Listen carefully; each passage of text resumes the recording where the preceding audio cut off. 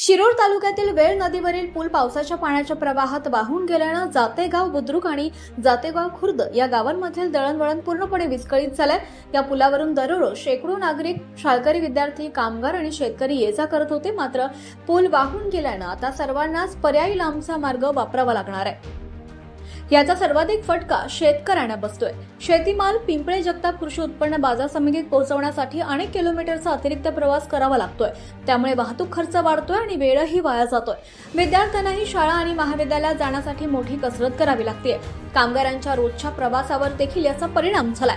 ग्रामस्थांनी प्रशासनाकडे तातडीने पर्यायी मार्ग किंवा तात्पुरत्या पुलाची व्यवस्था करण्याची मागणी केली आहे।